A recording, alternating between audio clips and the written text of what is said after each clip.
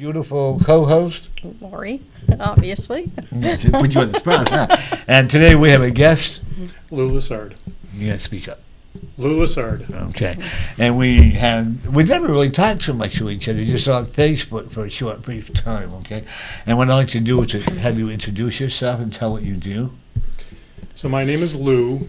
Right now I'm pursuing a path of forgiveness, spreading the message of forgiveness, and how I do that is various means of talks and radio and stuff, but I share my life story.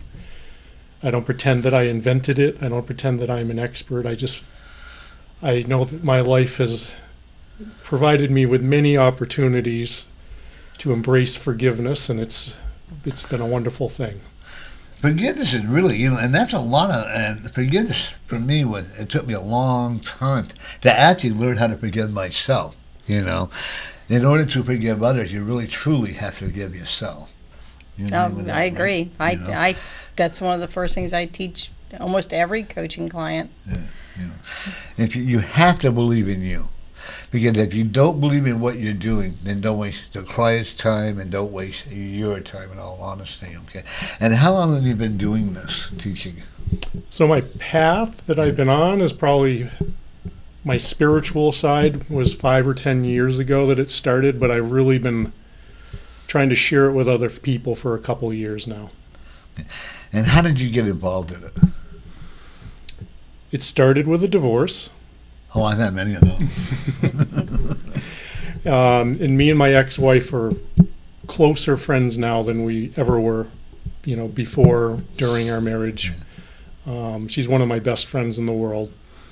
But it was through that process of our breakup and figuring all that out, and then several relationships that I had afterwards, that I started to notice that there was patterns in my relationships, and that the common thread in those patterns was me.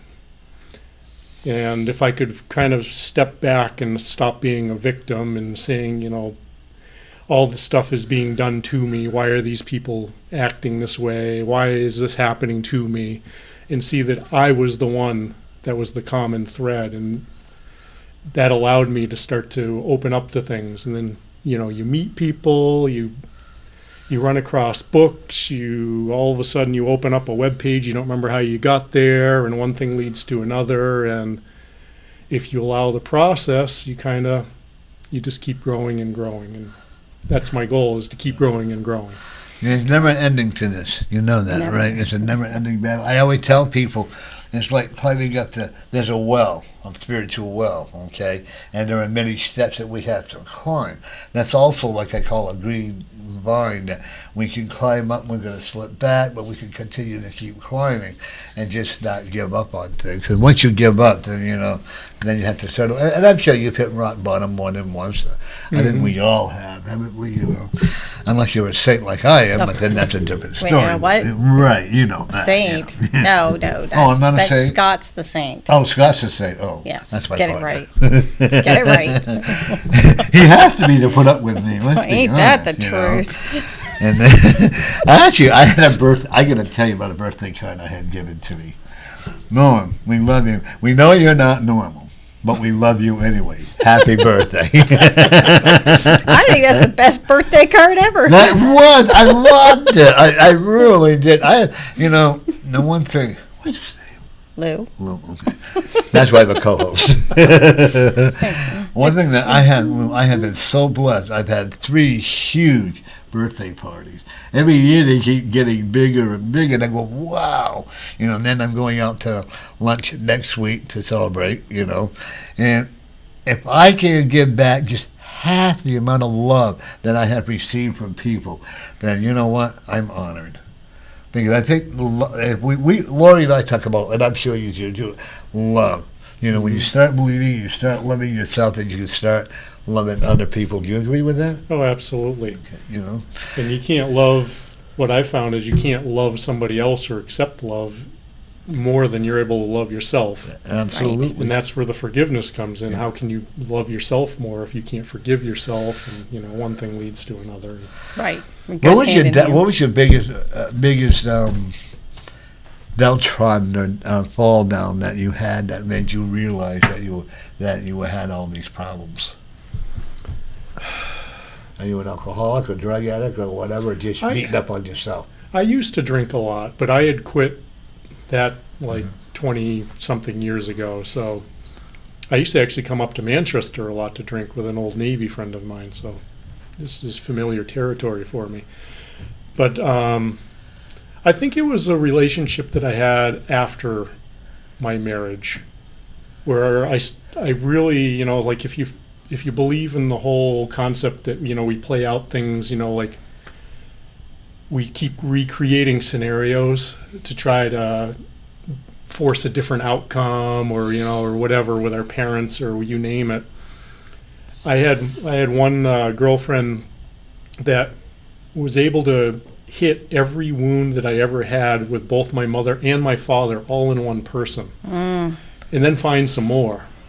And that was the one that really shook all the rust and shook the roots and really got me going. And I had to decide, you know, like which direction my life was going to go. Was I going to be bitter, which is what I was feeling, very frustrated and bitter, and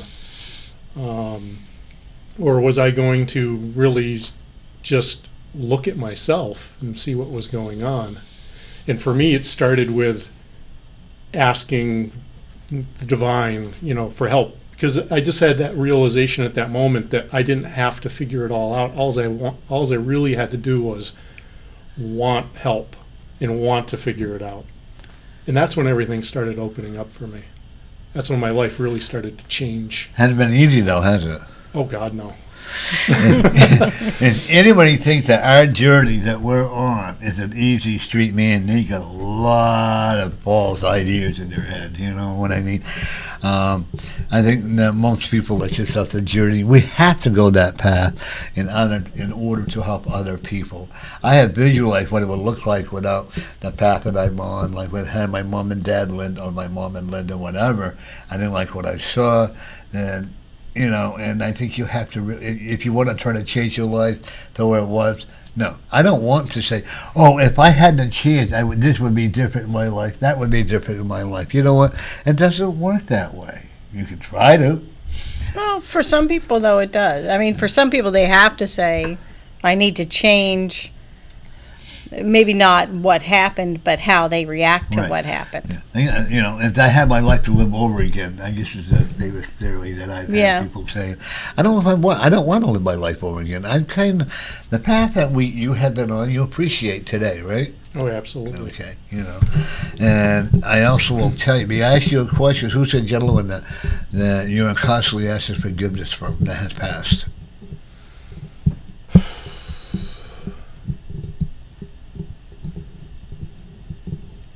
That has passed. I mean, my father's an obvious choice.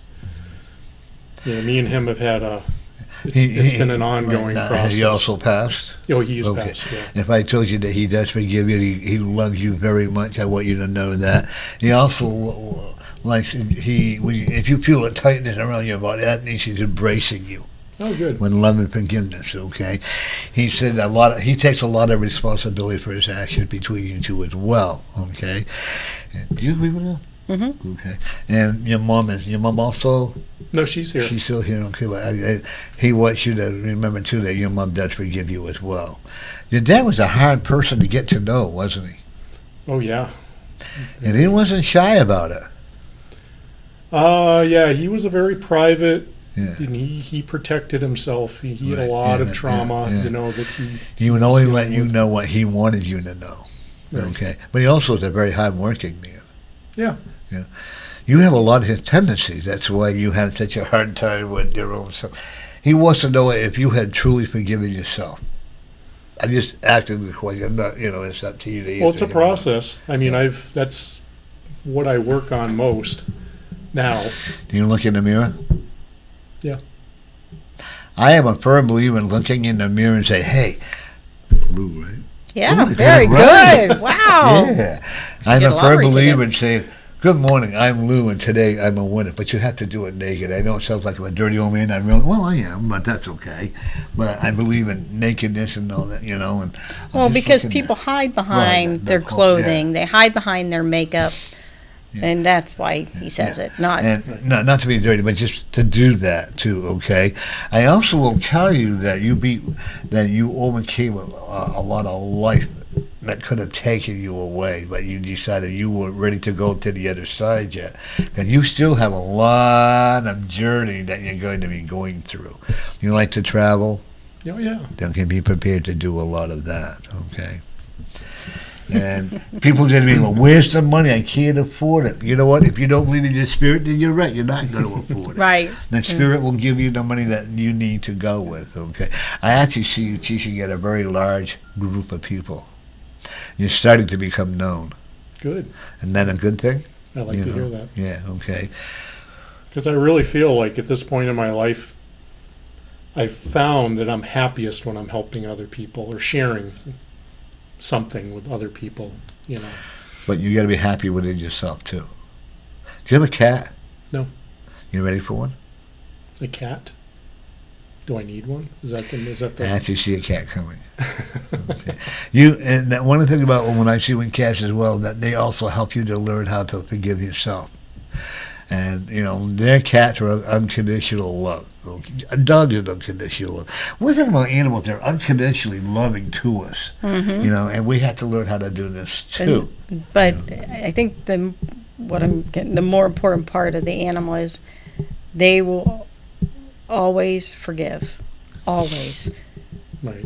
We can learn a lot from animals. Now, do you have a website? I do. Okay, you want to tell the people about your website, please? So it's www.LouLessard.com. And it's been something that's really evolving. Is the more I put myself out there and people have questions, I try to direct them to my website, but it's been an interesting part of my journey because it's been forcing me to kind of define what it is that I want to share with people and who I want to be, in a public way. So on there, I actually just did a bunch of work on it last week where I talk about what I offer, because I was really, I kind of went through a whole process around, I didn't want to call myself a healer. Even though I've done 3 years of shamanism, I've taken, a lot of different classes. For people healing themselves. I really wanted to, because I really believe that everybody's equipped to help themselves. Yes. Absolutely. But if I look at myself, there's been a number of times in my lives where I've had teachers or people with experiences, that have helped me along the way.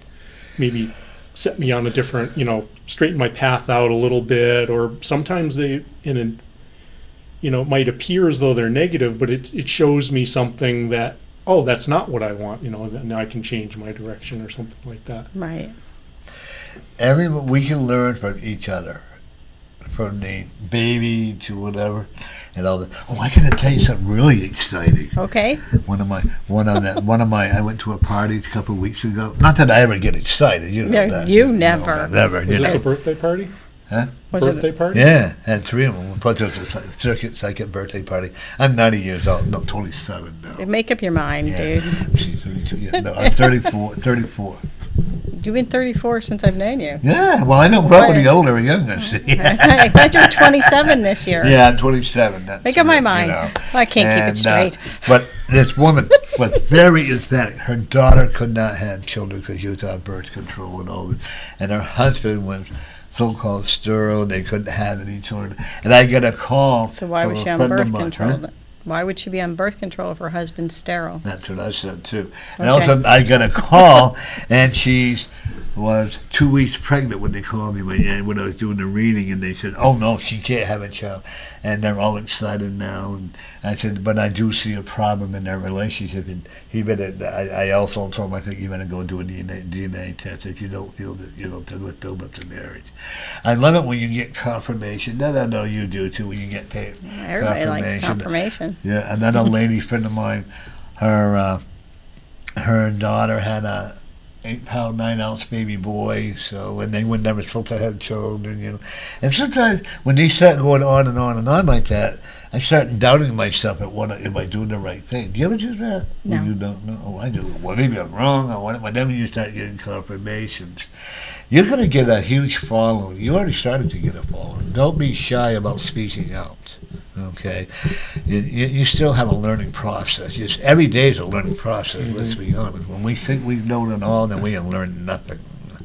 And even the callers that call in, we learn from them too. You know, the only thing we don't take is we don't take political calls. We don't take calls that are going to slam other Anybody. people. Anybody. We don't. That's not who we're about.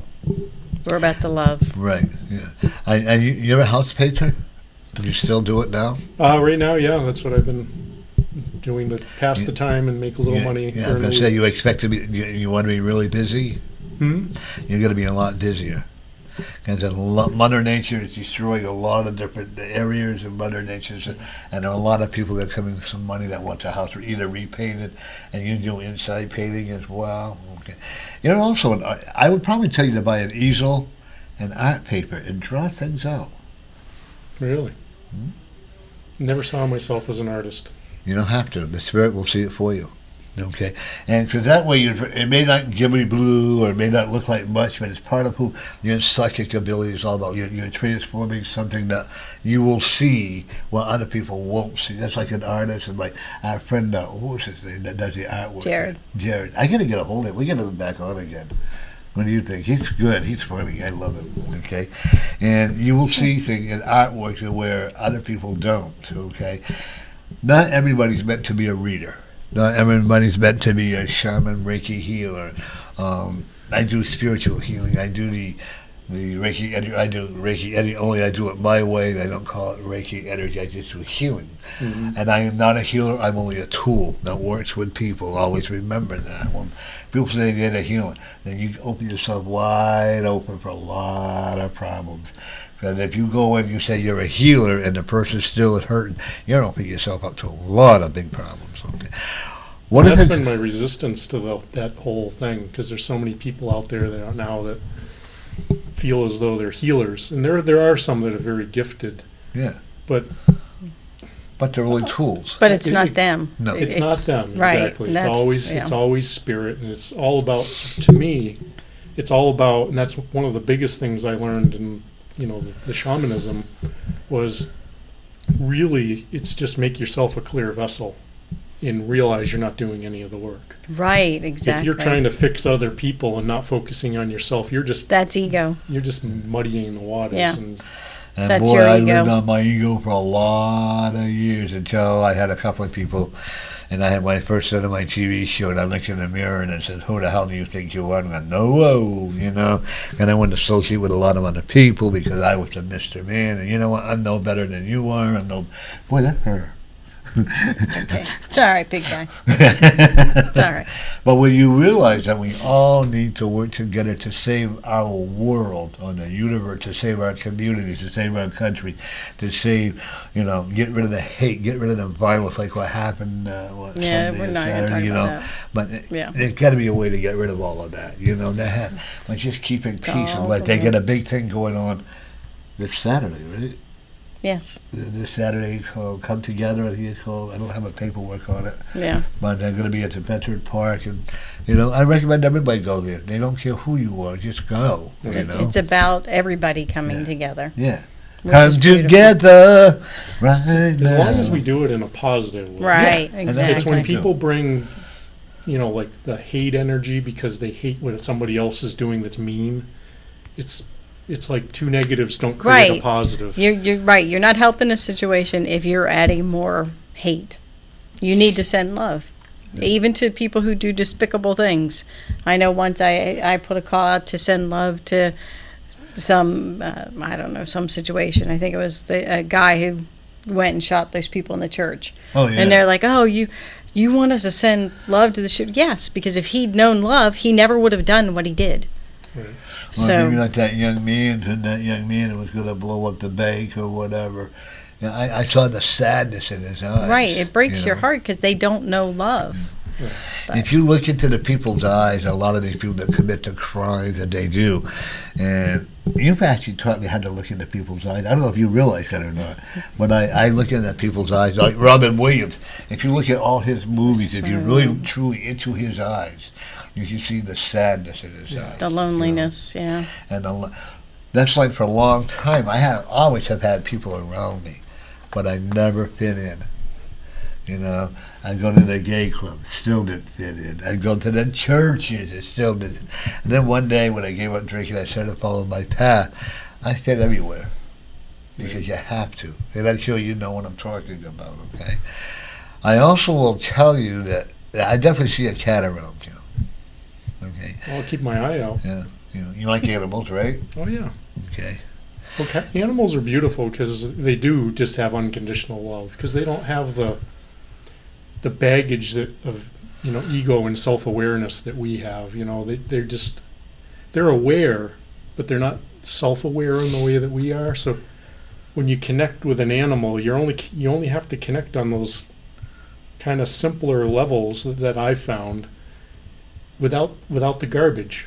Right. Yeah, they don't need that garbage. Right. And one root, I said on my website before, and I got to get back into building up again, is they have to, we talk about wild animals.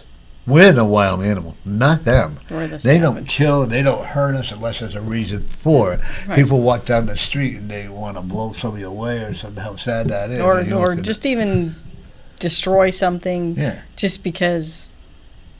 Just because, it's so sad. So, Lou, do you have any upcoming events or anything where people can get to know you? Actually, this Monday at New Harmony Farms in Newbury, Massachusetts, which is right next to Newburyport where I live, we're doing a forgiveness talk because of the solar eclipse.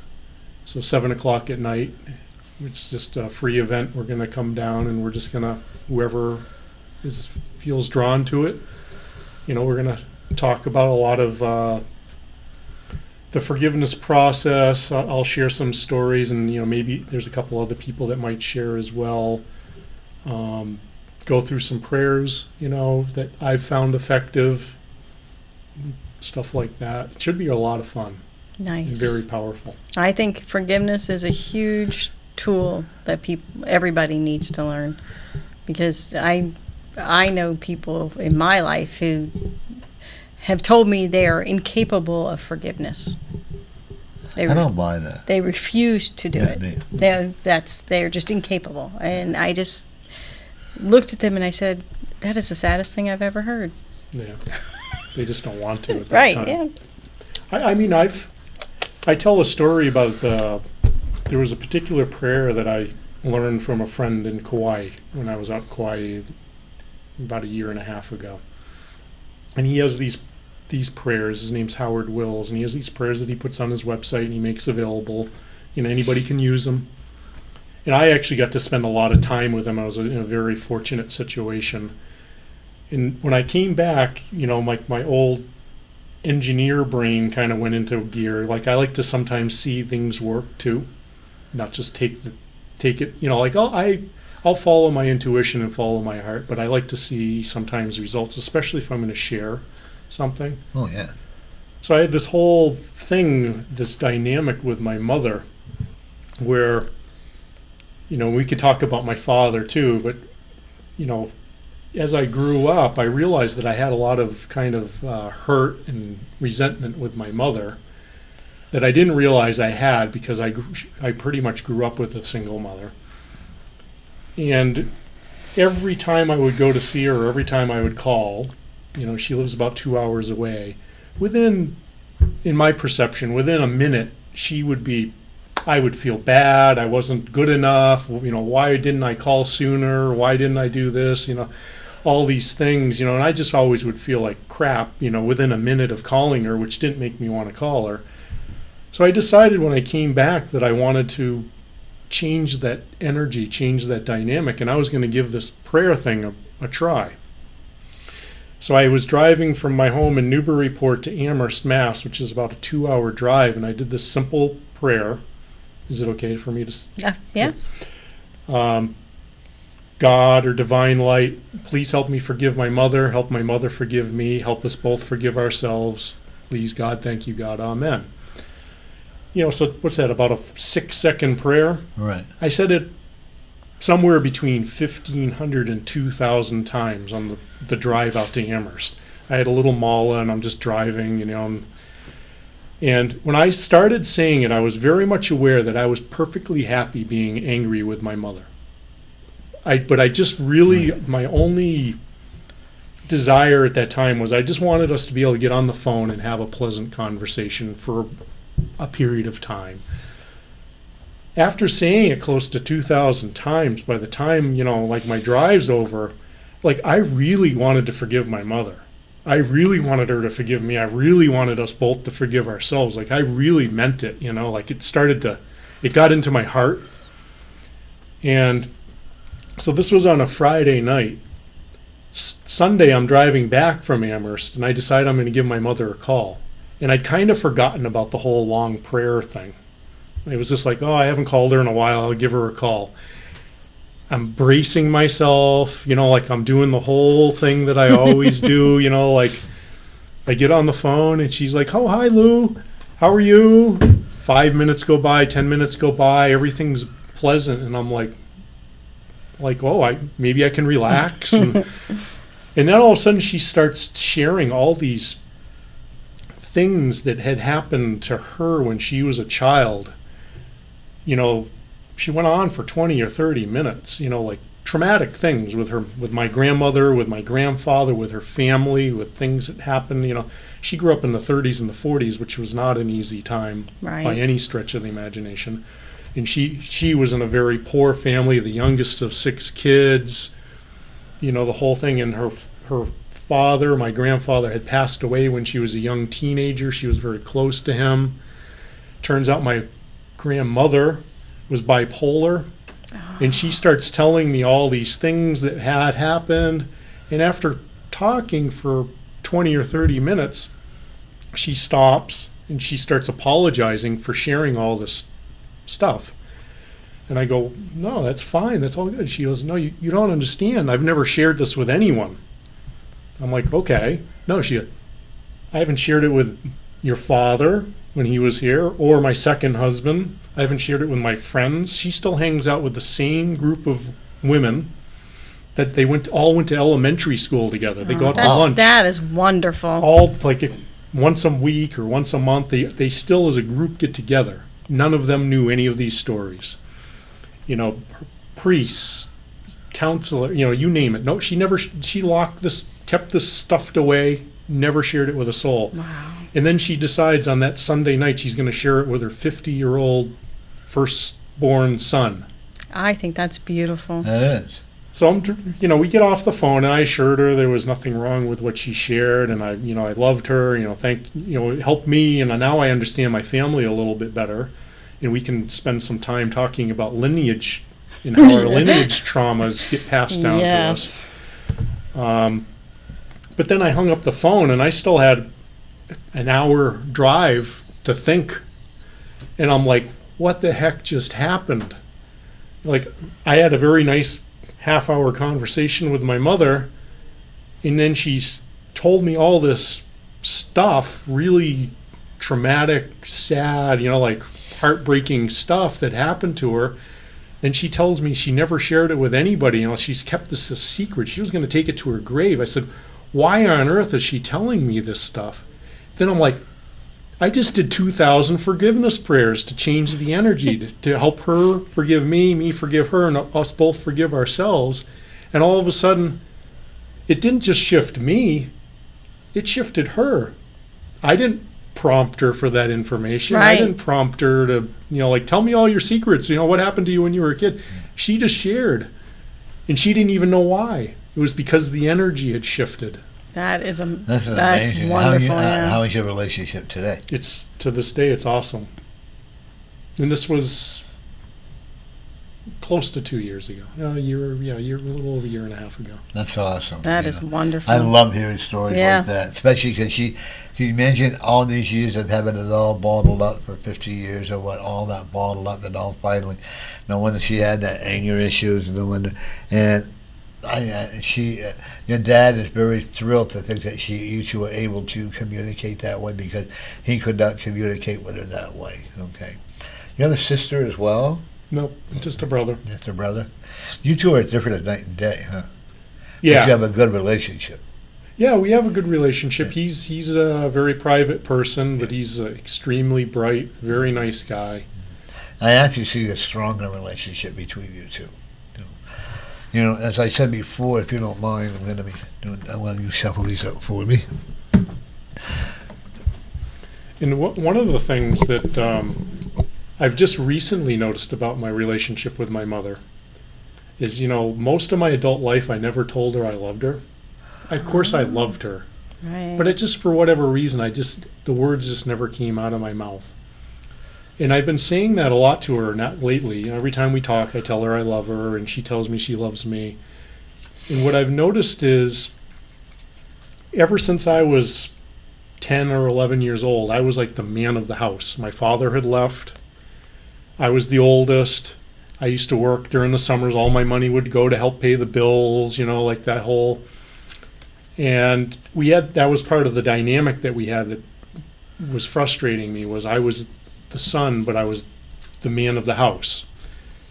Lately, she's been, I think it's me, I've been able to see her as the adult and actually hear her wisdom and allow her to share her life, the wisdom that she's accumulated over her life, and she's able to share that with you. And I think that's a shift probably more in me than her, but do you share with her that what you have gone through in your life, even though she knew you as a child?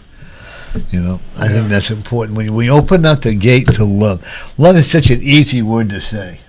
Everybody can say to you, I've been married several times, and I just say, oh yeah, I love you and all that. But until you truly learn how to love yourself, you can't really love other people, And I see when true happiness with people who have love, and I see like that with her and her husband's undivided love. You see, it's just incredible, And then I go to these birthday parties, and you see the love there and all that stuff. And when you start, and like with Scott and I have undivided love, and he has it to put. But when you see the true love, why can't other people accept that? Don't stay married because of children. Don't stay married because of financial grace. You know what? People never a single mother. Your mother was a single mother, right? She did a great job. You were a single mother for a while, no? Yes? Yeah, a little while, yeah. And I became a single parent. I never knew how much work there is to being a single parent, and there's a lot of work to that. But I have no regrets for it either. And whenever you take out 5 cards without looking at them.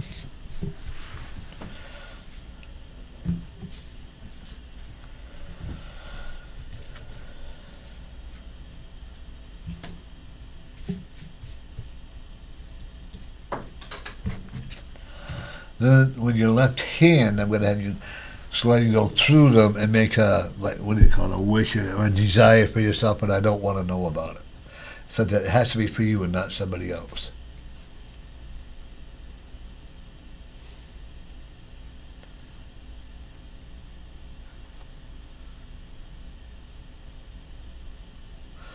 All things will fall into place the way they should be. I don't know if that makes sense to you or not, but that's the message I'm getting, okay? You're going to be pretty well. Financially, you're going to do okay. You're going to be around to make everybody miserable for another. At least I'm looking at you're going to make it to 102 years old. I always said I was going to do triple digits. Yeah. There you go. Are you in a relationship right now? I am, but it's complicated. As I say on Facebook. I was going to say, so that sounds like a no. Yeah. Because I do see you in a relationship in a very short time, but you both, I don't think you're right at this moment you're ready for a real strong relationship. You will know. It won't be complicated. It won't be anything else. wow, that's who I should have met a long time ago. But you're still in training to be who you are, as I like to call it. Financially, I'm going to tell you, you're going to do okay. There's going to be some tightness. Don't get me wrong. You own your own house? I do. Okay. Well, You I don't- pay the bill. You know, I Yeah, pay you the don't want mortgage. to. The bank owns it, right? Yeah. You want to sell it? I would probably try to hold off for 2 years. Yeah, I was gonna say, because right now I live, it's a 5-minute walk for my 2 teenage boys to the high school. Those So kids the are pretty good location kids, is- aren't they? Yeah. You keep an eye on them without them knowing it. Have you ever presented yourself into your classroom in the spirit world No, and out of projection? Try it sometime. It's a lot of fun when they don't know. Put yourself. They might be, we'll say, doing math, or one of the kids might be acting up at school. You might be at your table drinking a cup of coffee, and then also, he'll come home. He'll go. And you'll say, I know what you did. And they'll go, what do you mean? Like you might have throw a spitball or whatever. You can, and that's pretty cool when you do stuff like that. Expect to do that out of body projection. Don't be afraid of it. Okay? Right. I like doing it. But you also have to learn how to ground yourself so that many times you might watch yourself watching a ball game or whatever.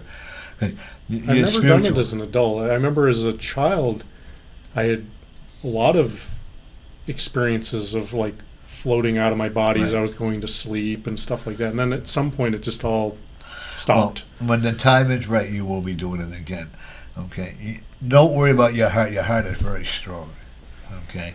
And no, you're not going to have a belly, so you're safe on that. I used to not have a belly at one time, many years ago, but that's okay. I also will tell you that, I asked you if you had a cat, because I do see there's a cat walking around your house, and you're going to feel sorry for it. You're going to adopt a cat. Okay. Okay? And do you have a dog as well? No, you have no animals, right? Pets. Okay, I see more of a cat coming there. And that cat is, you're going to rescue the cat. Oh, to be honest with you, from some people, why, I don't know. But I also will tell you, one of the things I'm looking at with you, water is your biggest powerful energy. Okay? You're like what we call a water angel. Okay? You get a lot of energy from the water. You're not too far from the ocean, right? Or from the No, very lake or close. whatever. Okay? Yeah. And I would tell you to do a lot of your meditating. And like I told you before, get an easel and get some, charcoal. Just start drawing whatever. It may not look like much, but it can develop because it's going to be part of your spiritual being. Okay? That makes sense to you? Yeah, it's an expression of what you're feeling Yeah. being released. That's Yeah. how it feels Yeah. to me. When you're angry, it might come out a little bit darkish, but when you're happy-go-lucky, maybe you got lucky with a cute female or whatever, but anyways, yellow is a very prominent color for you. Yellow is like I do a lot of. I'm not telling you to wear yellow shorts or yellow like that. I mean, come on, then they would think you was one of us, but that's okay. But yellow is a very prominent healing color for you. I don't usually do colors, but I do see that. Aura keeps changing one moment to another to another. You see a lot of colors? Not today, because I'm Not wearing my glasses. Oh, okay. Huh? Well, my glasses make it hard for me to see the aura because they distort. Really? Oh. Plus, the lights Oh, yeah, distort my okay. glasses. So yellow, like third chakra yellow, or Yeah. yellow more like a golden yellow? Golden, like there's a lot of energy coming around you. You are definitely on that road to spirituality. My young man, I can call it, you have not even touched the iceberg of the spirituality yet. You're in this process of growing and growing. When you grow, you're going to be very well known. Make sure you have a passport. Okay? Don't be afraid to do the traveling, okay? And don't be afraid to write your book. Okay? I got one chapter done. Excellent. Yeah, so when I get done, That's I'll only be sending it to taken you, 50 yeah. years. But Yeah. okay, good. I also will tell you that There you go. I definitely will tell you, you have a lot. You're really learning how to love yourself. I think that's truly important. But you still got a lot of forgiving to give to yourself. Yeah. Okay, we all do, don't we? Well, it's not just me; it's a lot of people my whole need to. family Okay. Okay, for sure. But, yeah. But also, one thing about you is that some people need to apologize to you too. Because don't blame yourself for what other people have done, even though you may have allowed the action to happen. I do see you and your brother building a closer relationship. Is your house fairly old? I think it was built in the early 70s, Oh, late okay, so not 60s. old. But you got a lot of spirits around your house. You know, a lot of energy forces around there that try to protect you from the negative energy. So be prepared to be. And I see a lot of Put a battles. lot of work into that. Yes, you have, but you enjoy doing it too. I don't see you get rid of it for a long time unless you really want to. And I also actually, do your children live with you? Your two boys live with you? Half the week with me, half the week with my ex-wife. You don't let them get away with anything, do you? I'm not saying you're mean or you're firm. Some No, things, I'm not- some things you let them Yeah, get I'm away not hard with. on them, but I have my Limits. boundaries that I'm pretty. Your youngest one, you're going to Concrete set on. stronger limits on. Okay? You don't want to head down that wrong path. Okay? But I also, how old are they? 14 and 16. Okay, you know, 14-year-old, really cute. You know, He's been pushing his, especially with his mother. He's been pushing his. and he knows how to push her buttons. Okay, he's actually very intelligent. Both of your boys are very they're intelligent. both very If intelligent. they're not on the honor roll, that's their own fault. It's called laziness. Okay. They don't understand what you're going through, but they love you. Let's put it that way. Mhm. They saw the meanness maybe at one time. I'm not trying to say you were mean or anything like that. Don't listen. But the hard shell that you had took you a long time to break that hard shell Oh, I'm a much down. different Okay. father than I was 10 years ago. And they Much. love you for who you are today, not for what you were. They loved you yesterday, but they love you for who you are today.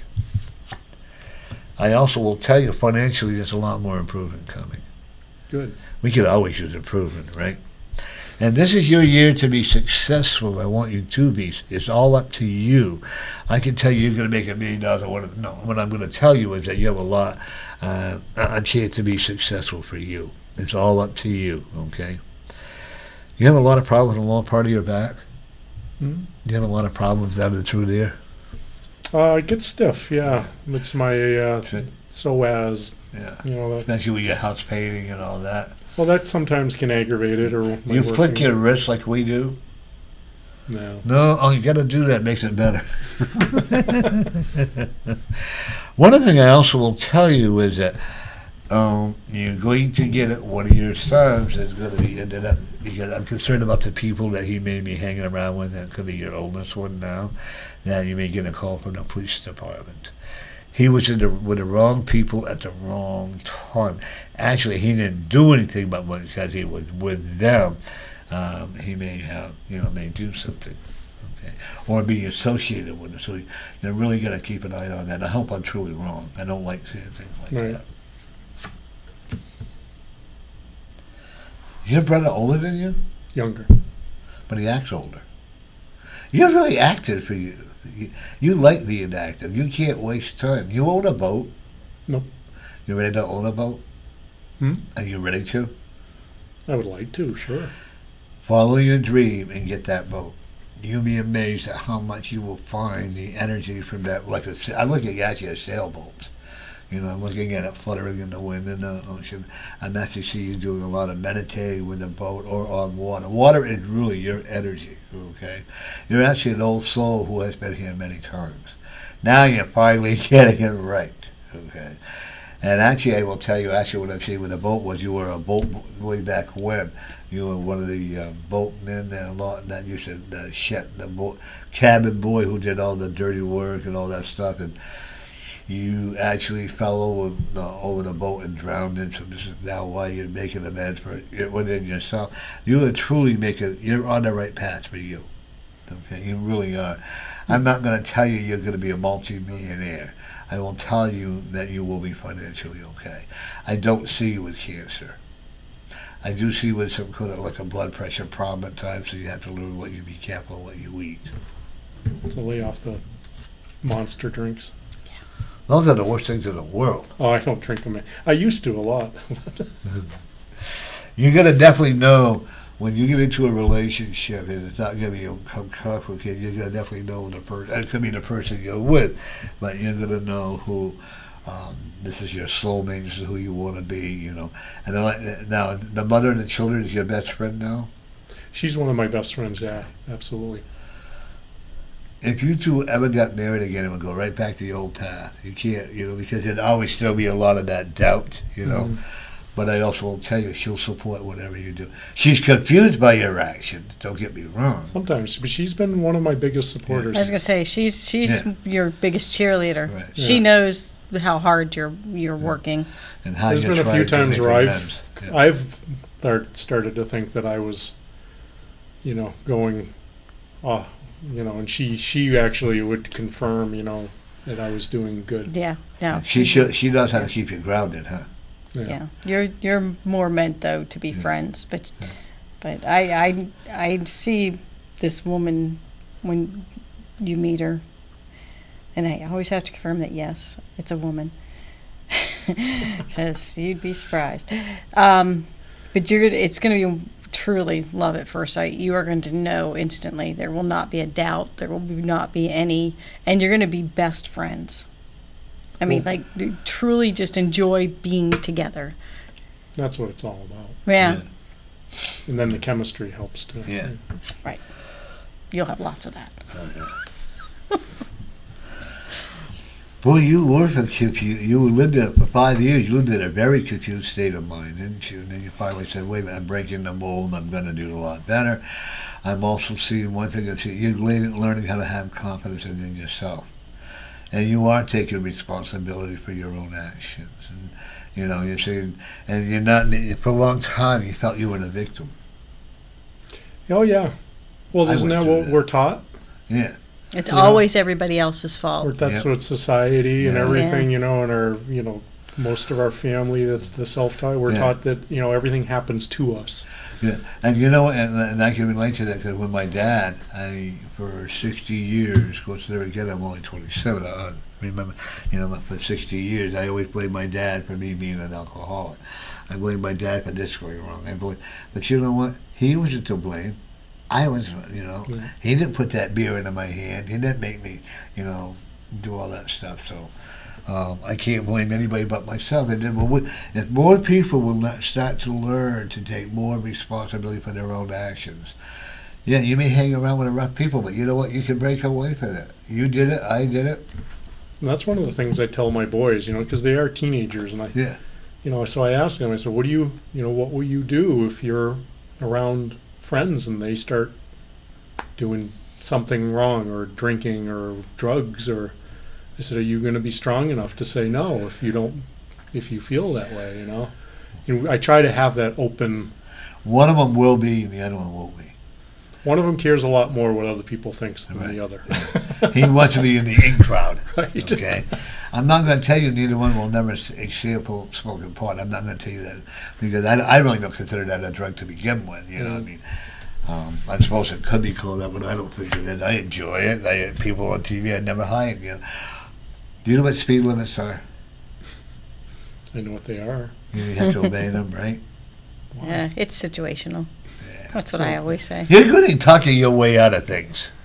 You have to get the jab. Okay. But this time you're not going to be able to. And your children, your son maybe, or your children then you take them out a lot of places with you, right? Okay. And they may be in the car. Boy, they're going to give you a hard time if you get caught speeding. They're going to tease you crazy. Oh, hey, Mom, guess what? Dad got a ticket. Dad got a ticket. I can just hear it now, And it's all up to you to avoid it. These are all the signs that you can avoid it. You like cooking? Yeah. You're a pretty good cook when you want to be. When I want to be, yeah. I I usually just make something that's simple and nice, but I can hamburger, hot dog. I can cook something if I have to or if I feel it. One thing that would probably caution you eat a lot of red meat. No, not anymore. Okay. Occasionally. You need red meat, don't get me wrong. Everything that we have on this earth is for a reason, whether it's red meat, whether it's chicken, whether it's all kinds of different herbs that I'm learning to enjoy, or whether it's spinach or whatever. Everything there is there for a reason, Do you agree with that? Oh, I agree. Everything's there for a reason, yes. But people, see, I think all of were glutton. American people, for some reason, were pretty gluttony. If we eat red meat, we eat a lot of red meat. If we eat chicken, we'll eat a lot of chicken. I'm not saying everybody, but I'm just saying, I'm learning the hard way how to balance it out. And believe me, Sunday, I ate stupidly. And I go, we had ordered Chinese food the night before. I love you like leftover Chinese food? I do, but I found out I can't eat any Asian food. It just you like doesn't Chinese agree with food? me. Yeah, no. Well, I spent 2 years in Japan, so I okay. got spoiled because it was like really good. It was and real then you come food, back here, right? It's totally different. Yeah, I And lived I in had Hawaii a- for 2 years. I get it. And I had leftovers, and I had a bologna sandwich, and I had a hot dog. See, I just feel No. if I don't eat, it seems like the further I go along on this path, it's like when I eat, if I eat too much crud, I really feel Yeah, That's what happened to me. Oh, I can eat all that stuff. I like cats, all like in the old days. Then I had this horrible tasting and I don't have the clarity chowder. anymore. right. And then I had a baked haddock, and I go home and have another hot dog. Everything I shouldn't have had. And let me tell you, I was in pain for about 4 hours. Hurt. Oh my God! I said, okay, I learned. You know. Oh, hopefully you did, because Yeah, you're well, not I supposed sure to eat did. any of that stuff. Oh yeah, and like I can't have sugar and all that stuff. I also will tell you that your major birthday. The Spirit is telling me this, not me. It's the day that you started learning how to live and teach other the spiritual path. And I don't mean God path, or I mean your path, the right to forgiveness, the right to have happiness. This is actually the new birth of the you. This is a new path for you to learn how to teach other people. And you don't have to hide it with alcohol or whatever. I'm not saying you're a drinker or anything like that, you know. But I'm just saying, instead of being that moment like, oh my God, I'm so angry, and this is happening. By the way, your grandfather on your mother's side is very proud of you. Oh, nice. Okay. I never. He was long See, gone. people before have I a was born. misunderstanding that you have to know the person that passed away. No, you don't have to. 9 out of 10, you probably don't know them, okay? But I have to let you know your ancestry are very proud of the path you chose. But they also will tell you had to go the path that you were on to be where you are today, okay? And they were part of it. Oh, yeah. Like that's one of the things lately. You know how our paths open up. I've really been. My friend Howard. You know he's all about family lineage. You know, like if you want to heal something, heal your lineage. You know, and now science. I'm getting led. I just on my radio show. You want to tell people what your radio show is? Yeah, so I have a radio show called The Power of Forgiveness on the Dream Vision 7 radio network. It's a web-based thing. It's about spirituality, self-help. You know, like all the shows kind of have a very positive theme. And I was asked if I wanted to interview this gentleman last 2 weeks ago who just had written a book last year and won all these awards. And he talks about how their science is starting to prove that we inherit trauma, not just our physical stuff, but we inherit emotional and psychological traumas from our parents and our grandparents. And they've done it. They've done studies with rats and worms and all these things. And he was pointing out things that, I always felt that. And he was just saying something simple like, if your grandmother is pregnant, when she's pregnant with your mother, and your mother, I think it's when they're, if it's a female baby, when she's 5 months, along in the pregnancy, she already has all the eggs she's going to have for her lifetime. So if something traumatic happens to your grandmother while she's pregnant with your mother, there's 3 generations of your family exists in your grandmother's body at the same time, physically in the same body. So something traumatic happens to her, just that that's an easy one to get your head around. And Howard talks about how, it goes back 10, 12, God knows how many centuries. Because one thing, it's just these traumas just get passed down. And so many things, like there's been things in my life I look back on. There's certain things, like if my father hit me, that's an easy one. I'm going to have some trauma. I'm going to have some anger. I'm going to have some whatever around that. But then there's been other things in my life. Like I was just talking to my mother 2 days ago about this. Here I am painting, and I'm afraid of heights. So I'm up on a roof last week, and I just couldn't get comfortable. I don't like being way up on ladders. My mother is petrified of heights. But when she was a little girl, she was like, they said she was the bravest of all the friends. She would go up on the Ferris wheel. No height could scare her. Then all of a sudden one day, she just got terrified of heights. And she told me it was when me and at the time there was 3 of us, we were up on a tower on top of a mountain in Greenfield, Poet Seat Tower.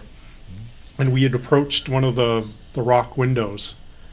And she said she just had this wave of panic come over her that one of us was going to jump out or fall out.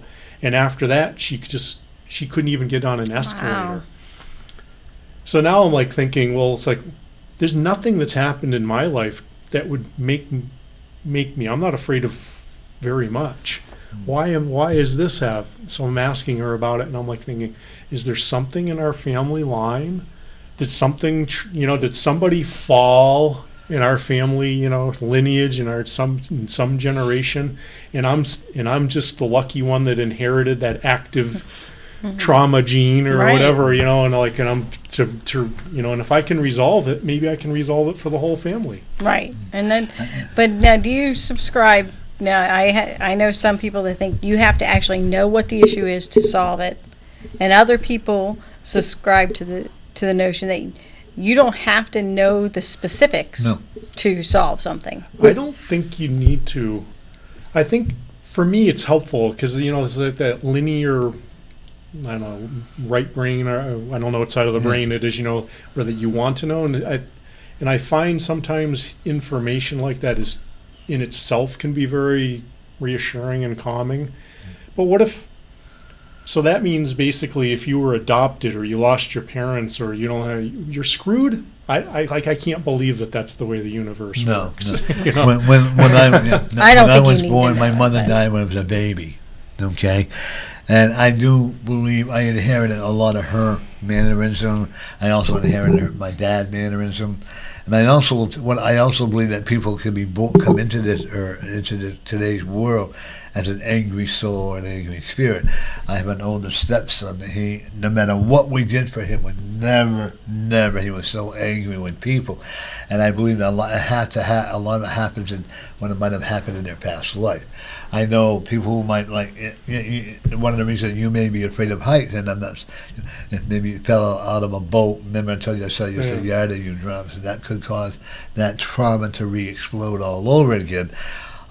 People don't, you can come in this world with a negative attitude, and we have to work to make sure we can change it around. And the limits of it is being, like you just said, your parents, and I never thought about it that way before. That was a good awakening, thank you. But like my dad, my grandfather on my father's side was blind, and there was a long time I was blind, but luckily I was able to get miracle of science today. He would take a hatchet and throw it at you for what I've been told and never miss. Right by the wall, and one of them goes, "Oh, I'm glad I didn't go to that house," whatever, But he was also, and the one thing I do believe in is that we can come into this world full of life, full of what energy, but there is always some negative that we have to overcome, Or integrate. Right, and we can overcome or integrate them if we want to. It's all up to us. We make our own consequences, and we make our own progress in life, Boy, I think it's really philosophical today. Hey, and you used a big word. Good job. job. Yeah. You would have been proud of me the other day when Lady looks at me and I used a big one. Lori, I used another big word. They looked at me. And she says, "Who's Lori?" I said, "Oh, that's my co-host." Whenever I use a big word, One of the things I'm also... your oldest son is going to be quite the ladies' man. You're going to have to make sure he keeps everything in tow, whatever. He's also pretty smart, isn't he? Yeah, they're both brilliant. Okay. Who's the scientist? I would say he's got that creative spark that very few people have. Right. And I actually look at him being very successful in life or whatever he may do. I also will tell you that they're confused by your lifestyle because you're still learning. Well, we all are, And I He'll also thank me for it someday. Oh, absolutely, absolutely, he will. He's already thanking you now spiritually, and because you're showing him more love than you ever have. Okay, and you're not name calling. I'm not saying you did. I don't know, but you're really telling him, I don't like what you're doing. You're explaining it to him more than what you ever had, and this I'm very open with them, and I will say I'm sorry if I mess up. I own it. One of the biggest things my dad used to say to me, and I think a lot of other people, I hate it. Don't do as I do, or do as I do as I say. Don't do as I do. And I go, wait a minute, what kind of an example is that? You know, your relationship with a person, I see you in. It could be just when you're in now, when someone else. It's not that far away. That you have to be ready for it, and and she also, and actually, you're a teacher. I think we're all teachers in one way or the other. We just don't understand. When you're a teacher as a mother, and you're a teacher as a dad, or we're all teachers, but we also.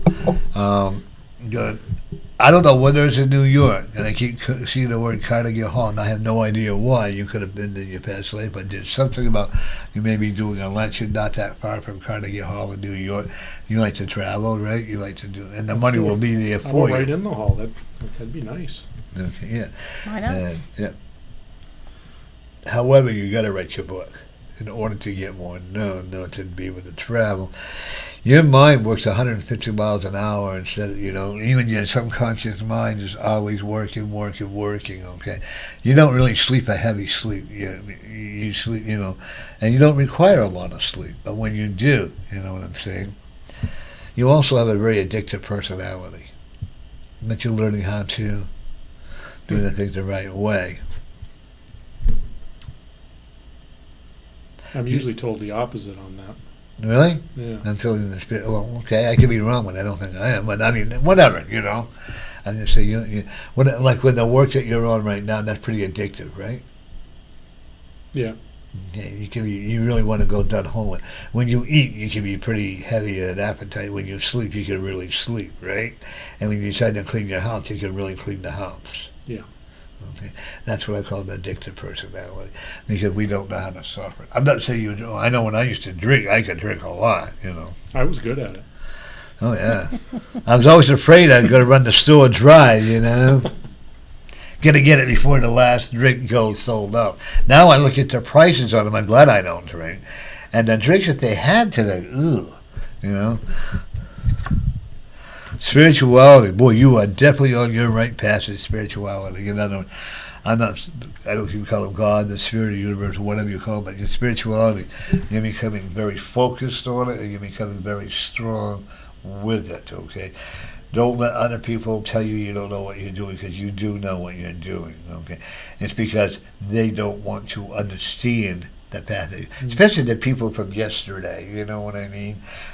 Oh. Well, I've confused a lot of my old friends. They're just baffled by the direction my life has taken. That's Lou. Yeah, I got his name right. You did? Yeah, that's Lou. Oh, wow, what's happened to him? He's kind of acting kind of weird or whatever. But it's a good weird, even though they may not understand what you're doing. Because you have a lot of drinking buddies who don't really understand what you're doing, but they're learning to accept this is who you are. And I've always, like you said, you never quite fit in. I've always, 20 years I was an engineer, but I didn't fit the mold as an engineer. When I was a child, you name it. Yeah. I played sports, but I didn't fit in with the people, that played sports. I did this, and I didn't, I never fit in anywhere, I was always like that. So. Well, yeah, and I could understand, like, growing up in elementary school, I never fit in there, and that was made fun of, or in high school I didn't fit in. But you know what? Today I fit wherever I want to fit into. Yeah. And I think the more I didn't fit in, the more I drank.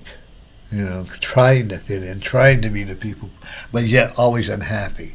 I would go to the gay clubs and never fitting in. I'd go to the straight clubs and never fitting in. I never fit in anywhere. So, of course, I had to drink more, And when I drank, everything had to be in threes. It was really weird, like 3 double shots, a triple shot of whiskey with soda water, or whatever I did was always in threes. And now I love who I am today, and I believe I fit with everywhere, and I like doing what I do. I think that makes a big difference, too. That's how I feel. Like, I feel like I can relate to like I can honestly, it doesn't really matter your background. I can have a great conversation with anybody because I really find pretty much everybody very interesting.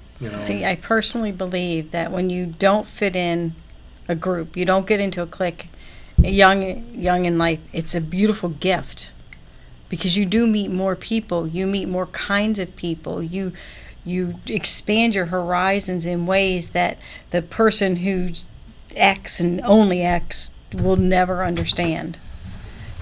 Those people get out of high school and their lives are literally over because that identity is gone and they don't know how to identify with anybody else. So it's a beautiful gift to not fit in when you're young. Yeah, and that's what I learned. It's hard to understand when you're young, but. And like these super jocks, and the super jocks in high school. Were you a jock in high school? I played sports when my grades allowed it. I never fit in playing sports. But you know what? I watched these people who were all Mr. Jocks in high school or in college on the prom queen or whatever today. And like you just said, I agree with it. Once they leave high school and they don't have all of that, oh, look how wonderful she's a queen and a prom or whatever. Right. Oh, and this guy was a super football player, a baseball player, and then they had to become a comic worker for a living. And they become trapped by... Yeah, because they still live in that fantasy world, And I remember being, probably when I was in my young 20s, I just had this feeling like I could reinvent myself. Like it didn't matter to me. Like I didn't have to fit any mold, and I just if I wanted to go try something else, I could just reinvent myself, and I was open to that. Right. Like even now, I'm 51 years old, and I'm learning a new trade, and it's meeting interesting people. I'm going into interesting places, and all this stuff, and it's and I'm not afraid to go into something at this age and not be an expert at it. It's it's fine with me. Well, that's like when I left nursing after 32 years. I had to learn a whole new career, and I love what I do today. I think sometimes I said you might have had to too. I think that we have to lose everything in order to have what we have today. I ain't at the homeless shelter, and I'm not embarrassed to say that. And I was taught how to be humble by the people living at the shelter, and by the people. I had never got my hands dirty. Could you picture me getting my hands dirty? Oh my God! Not you, Princess. Awful. Yeah, I was. And I worked in a recycle center. It smelled all that, but you know what? It was the best job. I didn't make any money. I think it was $6 to $6.50 an hour, or what, maybe a little bit more. But you know what? That was the best job I ever had. As weird as that sounds, but I learned who I was. I learned these people who were working hard. Yeah, they were alcoholics. Yeah, they were drug addicts. Yeah, but there was also people that were working hard to make a living, and they were just as good as I was, if not better at that time. I always remember my favorite memory, and you've heard this before from me. I can remember I used to do a lot of volunteer work at the shelter. I can remember, and I'm sitting at the table hoping nobody would recognize me, from all that. And then one of the gentlemen that came in said, "Oh, you've lowered yourself to be with us?" And I thought about it, and I go, "Well, no." I said, "No, you people are lowering yourself to talk to me because I have to learn how to be humble." Then there's one lady, I was standing in line, gave me a pair of moccasins. And I think I still have them somewhere.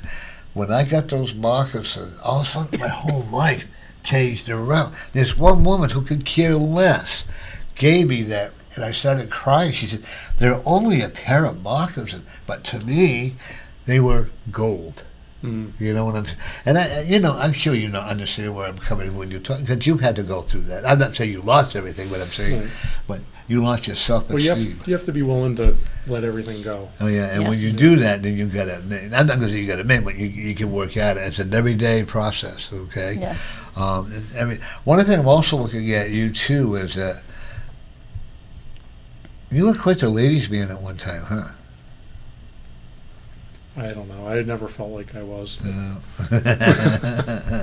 You have a couple of women. I'd love to stick my chest out and say that I was, but I never felt like I was. I know there's a couple of women who still have a wicked crush on you.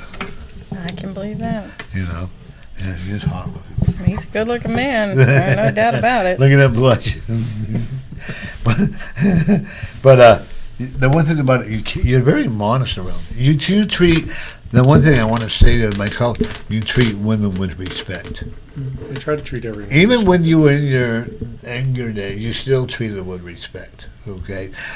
And even though there's a lot of confusion on your part and stuff like that, but they always you still open the doors for them, right? Mm-hmm. Okay.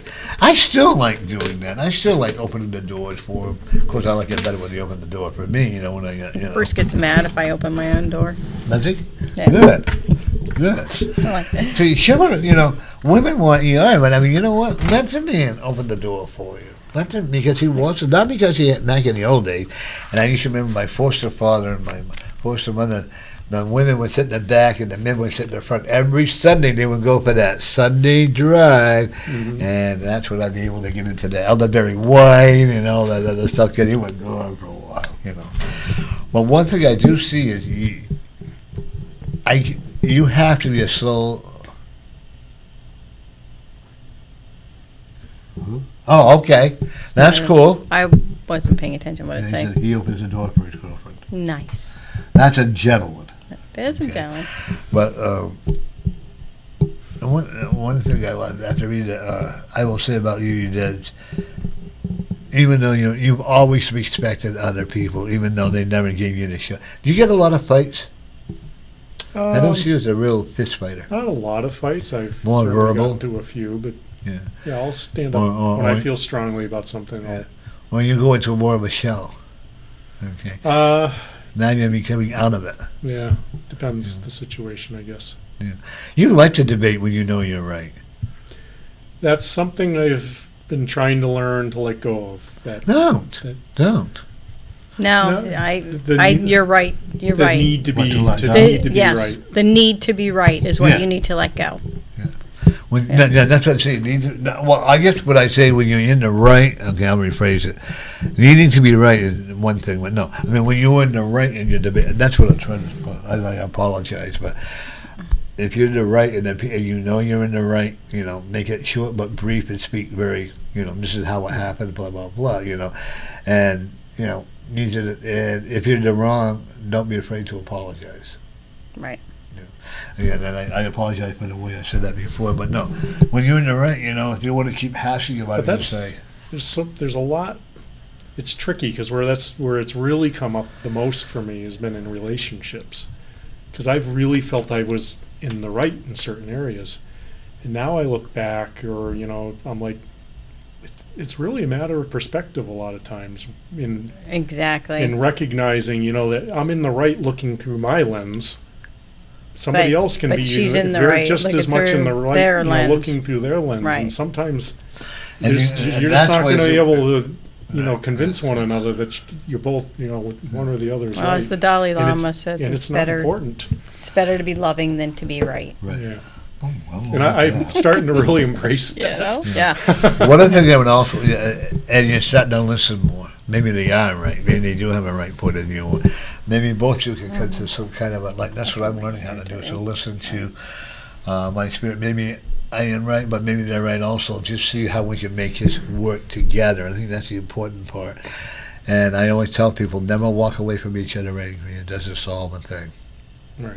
I mean, or when people are married, don't go to bed angry at each other, because you may forget what you're angry about, but you're still going to have that hostile feeling towards each other. Yeah, I always had that rule of you don't bring it into the bedroom.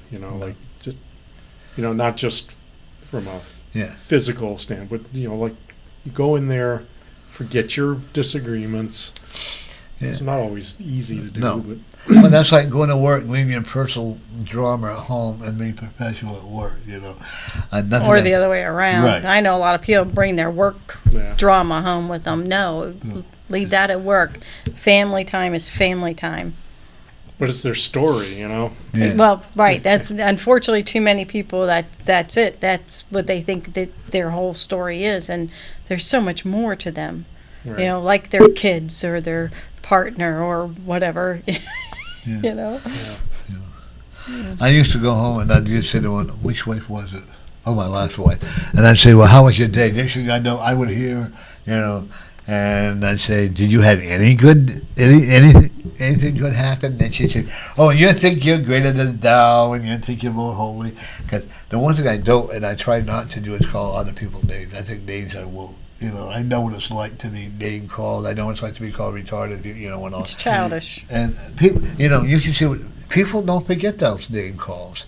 They really don't, and they go on and on and on. And all those names, words, they have energy. Like Right. what was the Japanese guy, Emoto? Yeah. He did all those. Like you just write on a little thing of water, love or hate, or and it would change the molecular structure of the water. And that's science. That's not, a lot of And people. you could do it. What blew right. me away is you could do it in any language. You could write it in Japanese, it didn't matter. German, English. Write the word love, and it would have the exact same molecular thing to the water. Oh yeah. And he took high res photos with a microscope. He would take. You write LOVE in the water? Really? Yeah, any like language. you could write it on your bottle right here, Yeah. and it will change the molecular structure of the water. Really? Yeah. And you can write hate or And- jerk or something Or anything mean. else, but And anything you and put it on here. starts to negatively affect Well, So if I put love, yep.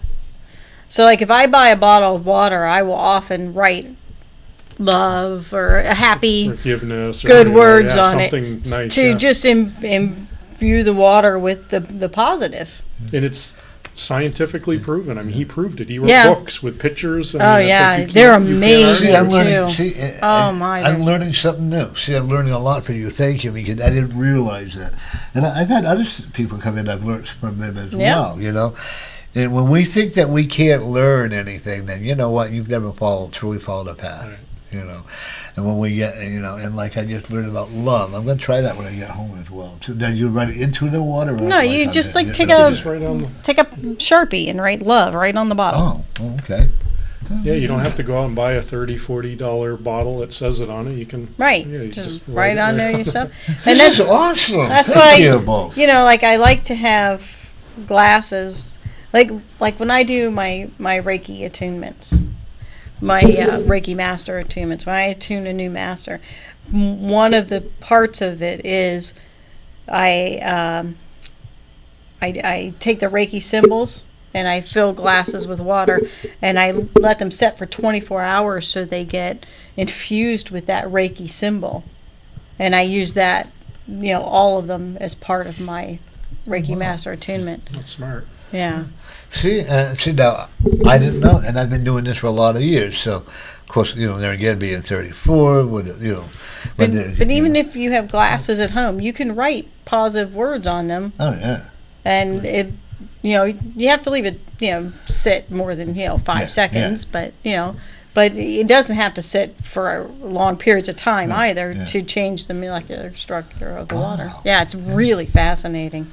See, did you get that, folks? See, I am one of the first to admit I just learned something new, and I hope that our viewers also learned as well. So because if people want more love in their lives, one of the easiest things they can do is start writing love on their water containers. And if you want to, I like that idea, and I'll tell you why. Because maybe we can find everybody that maybe we can change the way our country is going by everybody writing love. Everybody just give it a try. Why not? If everybody did that, it would. It would would, guaranteed, absolutely, because our bodies are mostly water. So if we're changing the molecular structure of what we're putting into our bodies will become, as we know, what we put in our bodies become. That's why you shouldn't eat the crap. I know. Your dad said we're full of what. He had a hard time believing this stuff. Yeah. Hey, but that's And he's science. still, yeah. But Dad he's still, can check yeah. the science. It's science. It's not. Well, it's like you can follow your heart, right? You follow your intuition, but Right. it's so, isn't it nice when like you get something 3D, or what we call real world, it actually confirms, what we intuitively feel. And what's right. the beauty of science is more and more confirming what You and what I do you know. want to call spiritualists? I don't know what you want to call everybody. For centuries have been saying, Yeah. like they've proven that meditation works. It changes your brain, you know. They've proven that Reiki works. They prove all these things. It's wonderful. They say it's, they've been saying since I can remember that, spirituality or religion and science eventually will meet, and you can see it happening in our lifetime. Well, they used to be in conjunction way back before the church decided that. Yeah. So it's kind of like But they kept all the science. They kept the knowledge. They sure and then did. They created the chasm so that nobody else had the knowledge. Yeah. Thank you. That's 100% true and verifiable. Not even just speculation, but right. That's to me where to bring it back for a short about the forgiveness. Yep. It's like all these things, not just in our family lineage, but in human history that have happened. And what I'm seeing now is there's a lot of information coming out. We're starting to learn, it's like it's got to be the tip of the iceberg, and I won't even speculate, what's going to come out. But there's a lot of things that have happened over the decades of, centuries that, have steered human history in a particular direction that when it comes out, when we wake up, and more, and we realize what's happened, being angry, get mad about it, that's fine.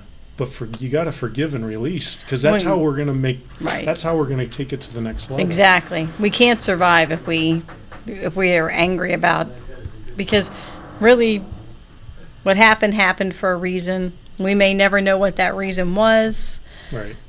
But it got us all where we are, and now we just have to, accept it, forgive it, release it, and grow, like you said, because. And if you follow the law of one, are you familiar with the Law of One books?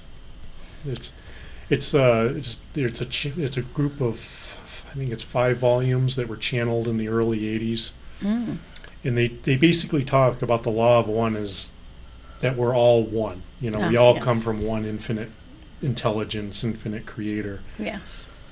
And that they talk about the densities, of our existence. Like the first density would be the elements that, all the other densities are He's found using in. a big word, He is. Yeah. The second density would be like the plant and animal kingdom, where there's awareness, there's consciousness, and it's not until you get into the third density that you become self-aware. And then the fourth density is its lessons of love, and each density has its own lessons that they talk about. And one of the big messages, that it was a question and answer. There was a group of 3 people that did these channelings. There was a woman, Carla, who was the channel. Don't rock so much.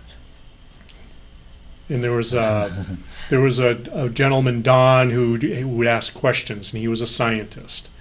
And then there was a third person, and I forget what was his name, but he was the one who was the scribe. He was in charge of recording the sessions, but it was the energy of the 3 of them that was the magic. Right. When they channeled this particular group that came through.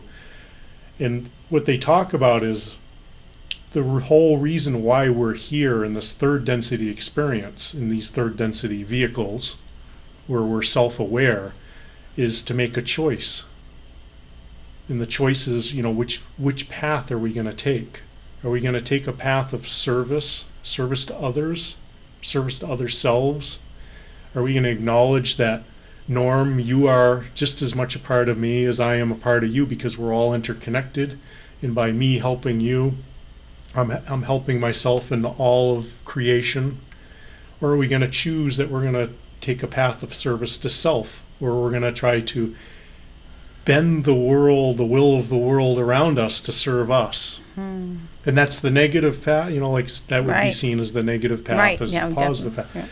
And most of us are stuck somewhere in between, where we dabble with this, we dabble with that. And society really steers us towards more of the selfish path. Well, right. But I got told I have to listen to you 2 more today, not talk so much. I'll tell you in my spirit. Boy, it's not going to be hard. You know that, sorry. right? I'm not supposed to laugh at that. But I think the reason that popped into my head is you said something, and I started thinking back about earlier where I shared how I'm really coming into this place where I realize I find the most satisfaction and joy by helping others, by serving Yes. others. And that's what resonated with me about those books, was it's like it really made me understand that, like, the more you make the choice and you commit to it, it's one thing to say, I want to serve others, but then you're not really fulfilled. You don't find any joy in that if you don't follow through and do it. Right. When you make that choice and you commit to it and you actually start, like now, like if I'm putting myself out there, even if it's uncomfortable for me. We have a call. Welcome to Norman Friends. You're on the air. Hi there, how Hey, you guys Mary. doing? We're doing very well. This is Cruising with Mary. Mary's our, Meat Maker TV show. she's one of our regular callers, but she's also been on the show numerous times, and she has her own TV Yep. show. Yeah, Mary. so, yeah. So how's Mary today? Not too bad, not too bad. You sound a little out of breath. You okay? Yeah, I just got in, I had to see the heart doctor today, because I got to see 4 doctors before they do my eye. Oh, boy. They got you busy, huh? But different tests they put me through, so I'm tired now. I bet when you get to... Hey, what do you think of the Red Sox there, Mary? I know, yes. There you go. We got to get Mary. Mary should go down there and pitch a game for him. What do you think? Pitch a game for him? She could be a pitcher. Yeah. Yeah, I used to be a pitcher years ago. Yeah, you could throw On out, different teams. throw out the first pitch, but Yeah, I throw can't out see the a first pitcher pitch, now. Yeah, Yeah, yeah, Okay. You were a pitcher for softball, weren't you? hardball. I Okay. played with the guys. Oh, yeah, I believe that. She used to be my bodyguard. I tried Back to then punch it her, was no, I finish her. played with the American All-Stars was one. Wow. And I was the winningest pitcher there. Yeah. And I played for Granite State Packing when we used to have it during the summer. Wow. Well, I got my name on 2 different trophies. All right. Yeah, now she has her name on being one of the TV hosts. You want to tell this gentleman really what the name of your show is, Mary? Yeah, it's called Cruising with Mary, and I'm on Tuesday. That gets recorded. But I'm on during the week for anybody who wants to see it, and anybody wants to come on is more than welcome to come on. Only thing I ask you, please do not call anybody out of your name, and be kind to whoever. If you're on with somebody else, be kind to that person too. And that's what we look forward to, too, That's right. And Mary is one of my biggest supporters of all the psychic events, especially we got one coming up November 11th. I'll send you more info on that if you want. For Healing Paws. And that's what it is that somebody has a cat or a dog or a rat or a snake or whatever, they love the animal, they can't afford it, then our event will pay for, well, not our event, but our foundation will pay for it. Boy, there's a lot of paperwork in that, so I'm still making out paperwork. I'm not going to be one of those paperwork where you put it in, there you go, like you just said, and okay, you put it in, you're going to be approved, that's no, you got to have a paperwork that thick to get it Really? done, and all that too. So, Mary, who's on this show next week? I think next week I have, let's see, the week after that, Jim. He's a person I had met at Dunkin' Donuts, and this man, he has been pretty sick with diabetes. Uh-huh. So that one whole half hour is going to be all about diabetes. Good. What he's been going through, and and things that I've been through with diabetes through the years and everything else. So anybody wants to call in that day, even though you don't see it, you can still call in and we'll talk about it. We see what we can help people out with diabetes. Well, that's a good thing, Yeah. Yeah. Yeah. Mary, when I get home, I think the week after that, I have a first woman in New England as an auctioneer coming in. Oh, that's cool. Yeah. Yeah. Yeah. And That's I have cool. her coming in, and I have a guy that's, what they call the appraisal, different things. Right, yeah. And he's coming in, too. Good. So your show's building up, more and more people looking at it, huh? Yeah, they are. Yes. And that's a cool thing, Yeah. you know. I'm having a ball. That's good. That's what matters. That really am. it gives you something to look I'm forward. having a good time. It gives you something to look forward to, right? It does. Yeah. It really does. Yeah. Yeah, I'm enjoying it. Yeah, I gotta have you stop, but I gotta give you a call, Mary. I got some stuff I want to give you, so I'm gonna be giving you a call when I get home tonight. Okay, hey, no, maybe you can help me. Okay, we'll try. I have somebody, I have no idea who this is. Okay. They send me cards for my birthday, you know, and Christmas and Easter, and they send me cards out of nothing. They will say, "Hi, Mary, have a blessed day," but there's no name to these cards. And it says Florida, and I know nobody out of Florida. It's meant to be a secret. Yeah, okay. Yeah, she just said it's, you know, it's an anonymous person that meant to be. I will say this, I don't know the name, but it's someone that you knew back in school, but it's someone, like you just said, they don't want you to know who they are. But they care a Yeah, great I deal. wish I knew just to say thank you. But see, that's what they don't want. Yeah, They don't want that at all. So they just want you to know that somebody loves you a great deal.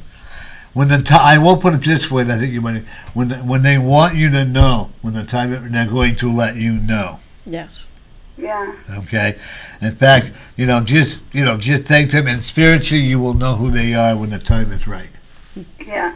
Yeah, I think, every day I say thank you to this person. Yeah, and that's all. Whoever they are. Yeah, and the spirit recognizes it too. Okay. Yeah. Okay. So I just. think it's great. Yeah. Just. All right, I'm going to say okay. God bless everybody, and I will catch you guys later. All right. I got to give you a call when I get home. Okay, Mary. All righty, Yeah. Norm. All right. Bye, Mary. Bye-bye, Lori. Yeah. Bye-bye. Norm, Yeah. Yes. I have a video for you that's 12 minutes long if you want to end the show later on with that. Sure. Sure. Thank you, Paul. Thank you, Okay, Paul. I'll give you a 5-minute All warning. right, good. This guy plays the old history of Manchester, so we could get out earlier than 2 months. So that He was makes good. the videos Excellent, yeah. of Oh, the really? history of Manchester. Yeah. He does a great job. That I There. get a lot of views on it, and that's like with Howard McCarthy.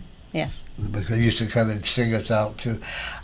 See, our show actually is a community show. It's not just for all about her and I, or other spiritual readers, or all like that. It's or like you do.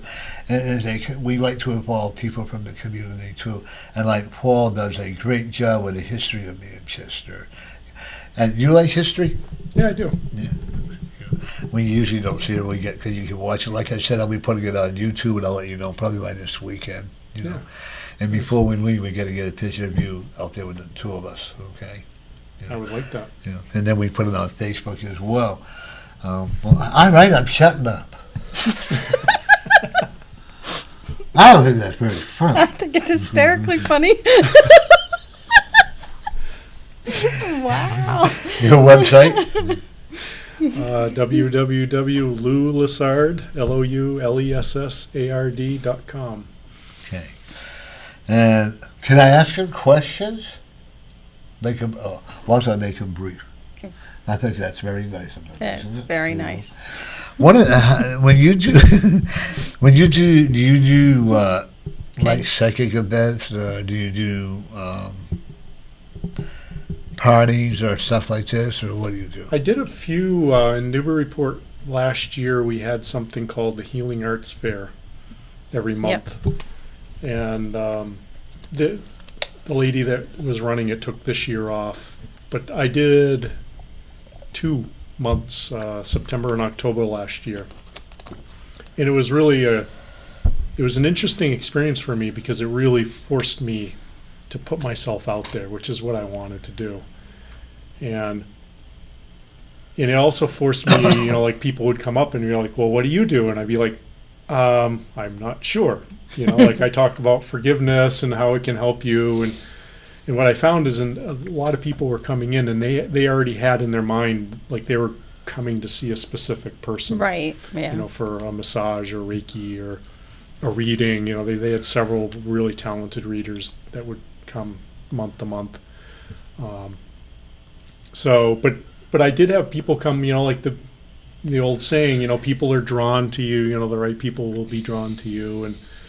whenever somebody would sit down and I would just ask them, like, what's going on in your life? And they would start to open up and I would share a prayer or say something. And so it was good. And that's like, I always believe that whenever like we have a psychic event, and I've been very blessed. I have a lot of people come, but I've worked. It doesn't come overnight. You agree with that, I could go now I could go to a theater like in Nashville or and not have anybody because they don't know who I am. Excuse me. But up here, like in Concord, I don't get a lot. But I've been very blessed. And like when you do psychic event, they start growing. We get more people. Mm-hmm. We're doing one in November too. Yep. Right? Yep. I'm doing one November 11th, and I don't know the date of the other one. That's the next Saturday, I told you. The 18th. The 18th, okay. So, and we do that. People always remember this, and I will always tell other people, is if you think that you're going to make a lot of money at what you're doing, and if you think you're going to be an overnight success, then you're in the wrong field. Yeah. Well, but as we've always said, that's true for anything. Yeah. If you're in it for the money, you're in it for the wrong reason. Right. I went to, Hay House Publishing, Yep. right? I happen to be friends with Cheryl Richardson because she lives down in my area. And I noticed that she had an event with Reed Tracy, who's the CEO and president of Hay House, and they had, I forget, it was like Speak, Write, Promote or something. It was in Boston. It was about building your platform and, and all that. And I was like, well, that would be really interesting, but I don't have $1,000 that I feel like, spending because I don't have a platform, So I ended up, Cheryl invited me as her guest just to come check it out and everything. And that was one of the things that they kept harping on the whole weekend. Reed's like, there's like 800,000 new books that are published every year. And every single author thinks that their book is going to be the one at the Barnes & Noble, like when you walk in the front door, right on the platform there. And he's like, it's not going to happen. He's like, it takes time. You got to put yourself out there. You have to build a following. You have to build a name. People have to want, there has to be a reason why they're going to come to your book. And the book is part of it. You mentioned earlier that I should write a book because I still have Whether you want to or not is strictly up to you. But even if you never publish it, there again, that's up to you, But like you said, it's all getting known. You've written a couple of books, right? You're working on one now? Right. I'm working on one now. I'm part of a book. I didn't. When Andrea Smith with Ann Deirdre. I didn't realize that you were you were in that part. I just read yours anyway. I don't care about the other ones. Has her name right on it and her picture on the back. Well, you know what? Believe it or not, the spirit blinds me to it. Yeah. And spirits will blind you to things that you don't need to see. You know what I mean? And that's what happens with life. And there's so much out there now. I've been thinking about doing some like YouTube videos or something. And now there's that's Facebook, a good place to start. And there's all these things. Yeah, YouTube videos would be a good place for you to start, and a couple Facebook Lives would probably work nice. Because I think your message is just too important to not get out there, and I think that's why they're telling Spirit's telling Norm to tell you to write your book because your story's important. Everybody has something they need to forgive. Right. Everybody. There's not one person in the world who doesn't. Most people are too stuck in their ego or too afraid to forgive. And I think your story would help a great number of people. Well, I like the way what you just said that not so much stuck in their ego. I think it's more like you just said they're too afraid. Because what if I ask them to forgive me and yet they don't know what's going to happen to me then, And I'm at the point where, if they forgive me, okay. If they don't, okay. I suck the olive branch out, and it's up to them. And it's a strange thing. It's like, really, what's the worst that's going to happen? Right. The worst that's going to happen is maybe you don't notice anything, right? Right. But in our minds, we create this fear, this reluctance, it's like, I don't even know. I mean, I've done it myself most of my life, and I still fight up against it on certain things, like, why can't I let this go? And it's like, what's there to be afraid of? It's like your life is only going to get better. But we still... we But hold on to it. some people identify with whatever that was. Say they were the victim of a break-in in their house. Right. They hold on to that and make that their identity. I'm a victim, I'm a victim, I'm a victim. Instead of forgiving the burglar and taking their power back. That's exactly. Because if you know what, as long as you have that on the victim, the person who perpetrated that, I used a big word. You did, and you used it perpetrated right. it on you, and then still are controlling you. Right, They you're still have- giving them and power. That's what happened when I finally released the anger on the people from the town I grew up in and stopped blaming the town, and release. Okay, it happened. Now it's time to grow up, and that's what you're doing. You're teaching us how to let go, and to say, okay, if you want to, because people are so afraid that they can't survive without it. You know what I mean? And there's so many people that are born with, like we talked about, there are people that are born with anger issues. Right. And now it's time to let go of the anger by saying, okay, whatever happened in the past, I have to forgive. Yeah. And that's where having kids to me, like even before I had gotten spiritual, so to speak, I had a tremendous amount of fear, like when we had our first son. And I knew very well, that it came from, my father was not a good father, not to me, No, yeah. not Well, I the mean, three of yeah, us. yeah. And my grandfather on his side and my grandmother on, it's like, they haven't even like made horror movies, that have caught up to the stuff that they did, not to mention my mother's things. So I had a lot of fear, like, what am I going to be as a father? Like, I didn't even know what a father was. Yeah. He wasn't around. And what I noticed, looking back on it was I made a decision, like I was not going to, it's like, I think that was like one of the catalysts for my change. It's like I was not going to be, I was going to try my best, make the mistakes, but I wasn't going to just become my father. I was going to try to do it right. And I think he tried too, he tried his best, but he was too wounded. Right. Well, that's like I always said, I would never be like my father, and yet I ended up in many ways of being like my father.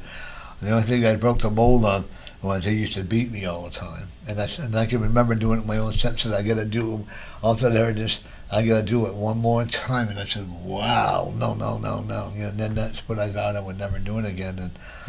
But I have a lot of similarities like my dad, and that's okay today because I overcame, because my dad, I'm sure, became a good man afterwards and all that, But I chose not to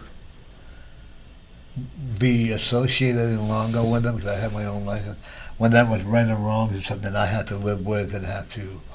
Well, sometimes you have to break away from the source, in this case your father, to find out who you are. Right. And that's okay. Step out from the shadow. Yeah. And actually, I think it was Amy Major read that connection. I believe it was Amy Major. And told me that my father said that, because I forgave him, he forgave me. We just started doing an emotional type of thing, and like you forgave your dad. Many times. Did you say it was meaningful? I'll tell you, right after, so my father and I probably didn't speak for 20 years after he left. 3 minutes At the beginning, he would come back he moved to the Boston area, and I grew up in Western Mass. And he would come out every now and then, and it was never very enjoyable for me because I was the oldest, and I would take the brunt of, whatever was going on. So I didn't talk to him until I was going to get married. And for whatever reason, I reached out to him and invited him to the wedding, thinking I waited all those years for him to contact me and for him to say he was sorry for, this and for all. Yeah, well, that never happened. I invited him to the wedding thinking I'm not even going to hear back from the guy. He accepted and he came to the wedding. He lived in Colorado by that time. And he came to the wedding, we got to talk a little bit, and it was beautiful, but it was weird. And then we had our first son, and he we talked on the phone. At that point we were talking a little bit. And I said, hey, we had a baby. And he's like, I'd like to come out. Is it okay if I come out and visit you? And he's like, sure. But he didn't have a lot of money. So I said, well, we'll just stay with us in our house. Then I got off the phone and I was like, oh my God, I just invited my father, the guy that used to beat me, the guy that, that left, the guy that I didn't talk to for 20 years. He's going to be staying with me for a little over a week in my house. So he came. And I remember it was like I took the week off from work. It was like the first day. It was like Monday. My wife goes to work. I drop the kid, Max off at daycare so we could have the day to ourselves. We go downtown, we grab a coffee. We sit down on a park bench. And I was like, why'd you leave? Why'd you hit me? Did you 2 hit my minutes, father? Okay, we gotta stop this right now. Okay, I'm sorry. Yeah. 2 minutes. Yeah, we got 2 minutes to go because we gotta be short. They're Sorry. gonna show it him. And I they're want to back thank me. you for coming on. I'd like to invite you to come back on again. Oh, I'd love to. Okay, we'll check out the schedule and quickly, Lou. Louis Lessard, louislessard.com. Okay, and you have a phone number when they can reach you? It's all on the website. It's You all can on the website. email, Okay. phone number. You can get a hold of me easily right from the website. And I want to thank you once again for coming on. It was a pleasure. Actually, I really learned a lot. I did pretty well keep my mouth shut. But it's hard for You me. did a good job. And we are now going to be entertained with Paul Cormier's Cormier. History of Manchester. History of Manchester. And folks, and we'll see you all next week. And remember, every day you are the winner. Bye-bye now. Nice. You did a great job there, Yeah. Chief. Thank you, Lou. It was 2 hours long. Thank you. Yeah, almost, yeah. That Eh? goes by really Doesn't fast. take long, does it? Thank you. This was fun. You have to do it naked now. That's no problem. Yeah, see, all right. I've been painting a lot with my shirt off. I got a nice tan. All right. Manchester's heyday as a theater-going mecca. In the early 1900s, when television news had not yet come to the fore, movie experience was a big part of growing up in Manchester.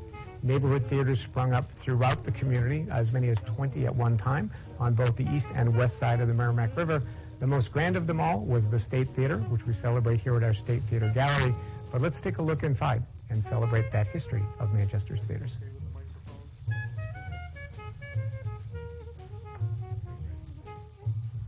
This also gives people a chance to put down the other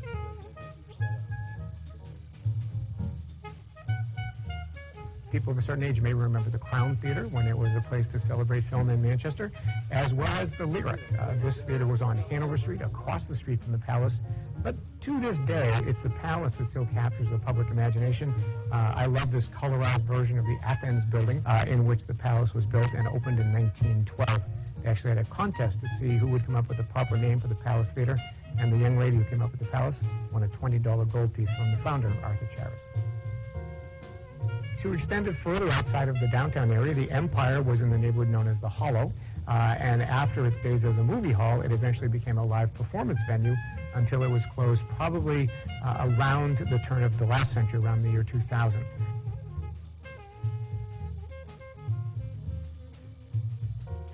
And those of a certain age, again, will remember the Vitaphone Theater. That was near the corner of Bridge and Elm Street, now the site of the Manchester Place apartment complex. Students from West High School worked hard to try to preserve this theater, but like many others in that neighborhood, it came down in 1989.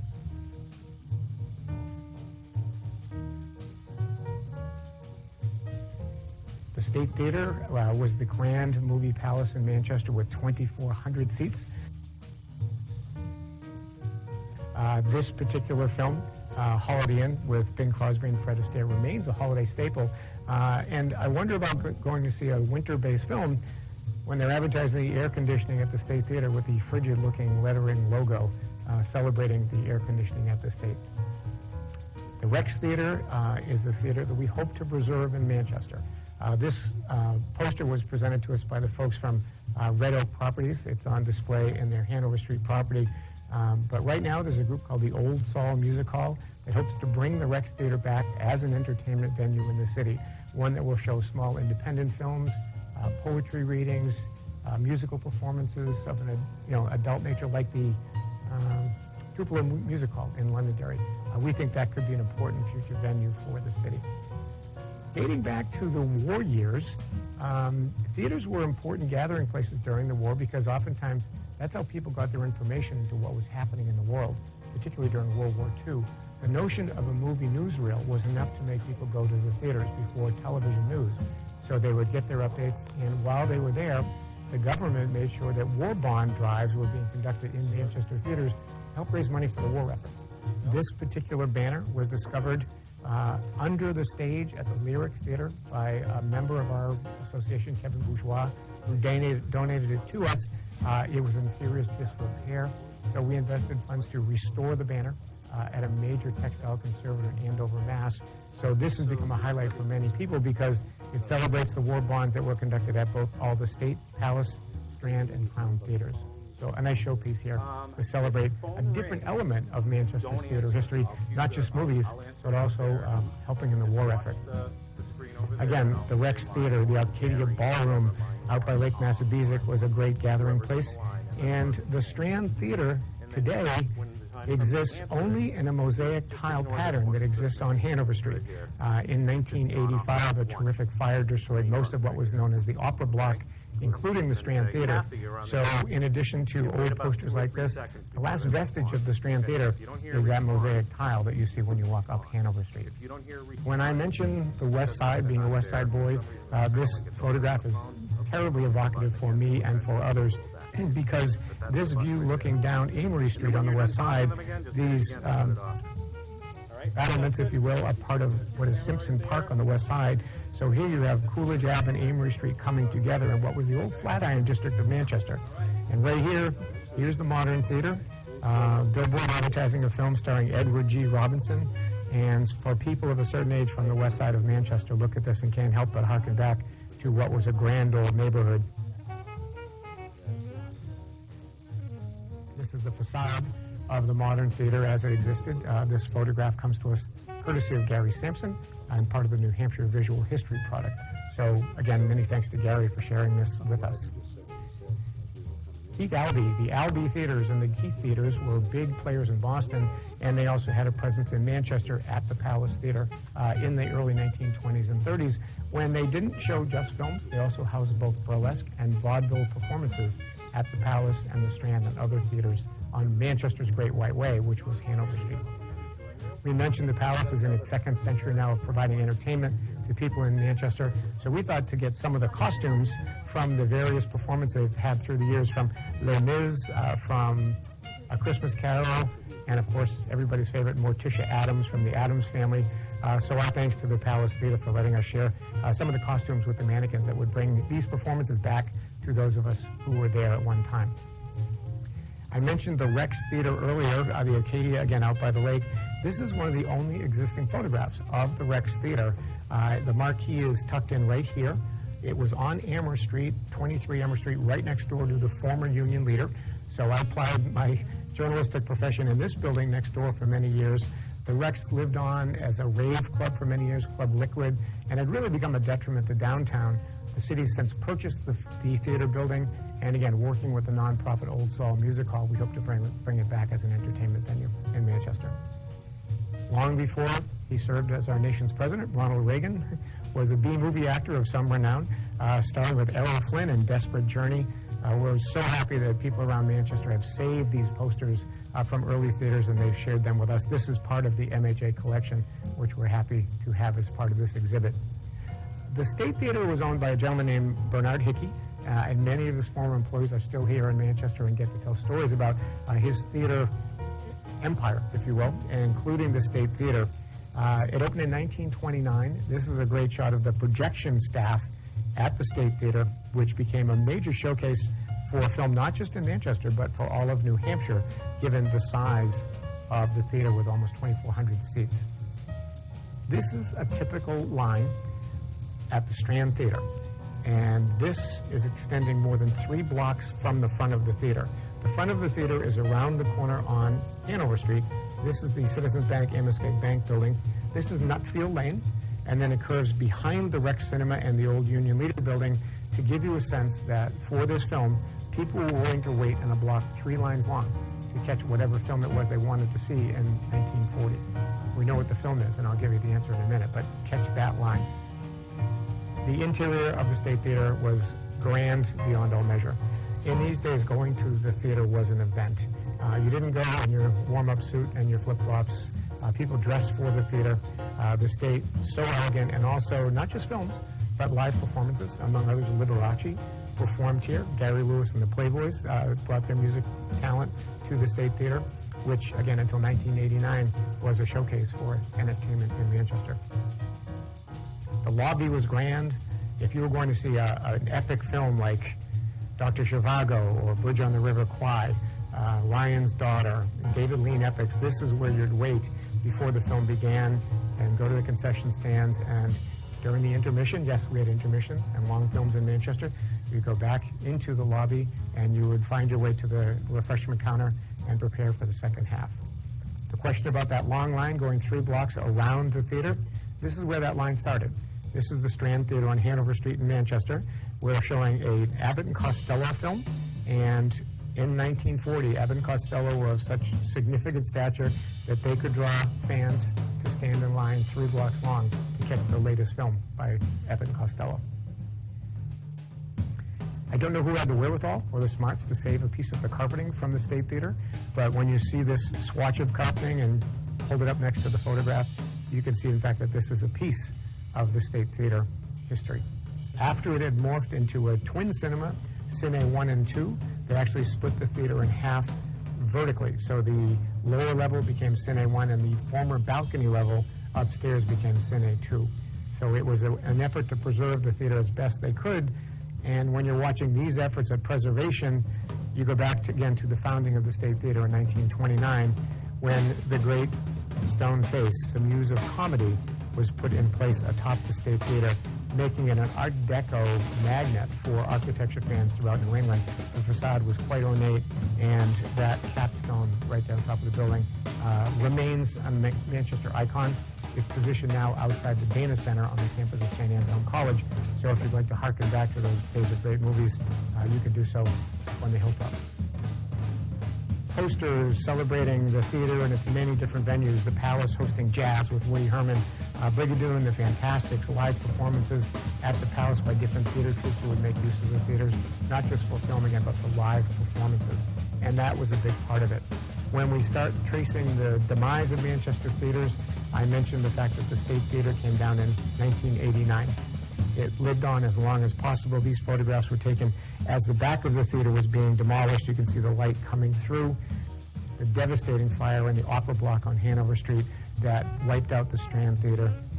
Miraculously, the Palace Theater was saved because when it was built in 1912, there had been a series of theater fires throughout the country. And so fire laws were put in place in which the Palace, to be built and get occupation permits, had to create a firewall, a brick firewall. And in 1985, on the day of this fire, that's what saved the Palace Theater. That and some enterprising citizens like John McClane and Silvio Dupuy, who realized the Palace was in jeopardy, and they thought it was worth saving. They've invested the time and the money, and we in Manchester get to reap the benefits of that vision today. And the new and revamped Palace Theater, which is now in its 2nd century of operation, and that was our impetus in creating this exhibit that would celebrate the history of Manchester's theaters.